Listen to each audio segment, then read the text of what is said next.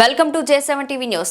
తెలంగాణలోని గ్రామ పంచాయతీలలో జరిగిన అభివృద్ధిలో సుమారు 90% కేంద్రంలోని మన మోదీ ప్రభుత్వం ఇచ్చిన నిధుల వల్లని.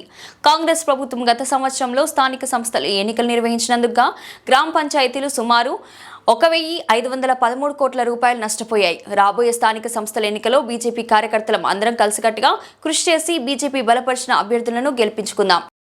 కమిటీ ఎవరైతే ఉన్నారో రాబోయే రోజుల్లో మనం లోకల్ బాడీ ఎలక్షన్లకు గెలవాలి.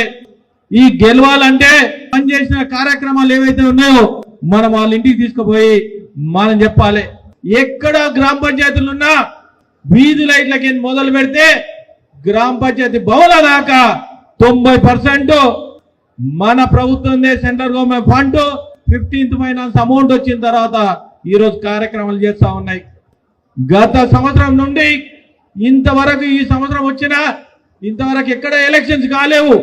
కాకపోవడానికి నష్టం ఎంత అయిందంటే సుమారు 1513 కోట్లు తెలంగాణ గవర్నమెంట్ ఏదైతే 12,000 గ్రామ పంచాయతీలు ఉన్నాయో ఈ నష్టపోవడానికి కారణం ఏంటంటే ఈ రోజు ఉన్న కాంగ్రెస్ గవర్నమెంట్ అని నేను తెలియజేస్తా ఉన్నాను.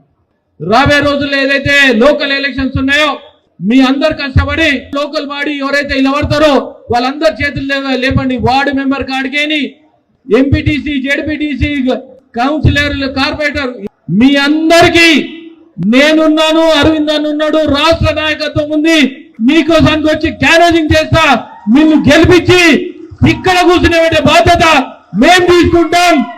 కాంగ్రెస్ సిట్టింగ్ సీటును నన్ను గెలిపించారు. ఏ విధంగా అయితే కంకణం కట్టుకొని మీరు ఉన్నారో మీ అందరు రుణం తీసుకోవడానికి నిజామాబాద్ కి ఎక్కువ టైం ఇచ్చి మిమ్మల్ని గెలిపించే ప్రయత్నం చేసుకొని నిజామాబాద్ జెడ్పీ మీద కాషాయ జెండా ఎగిరేసి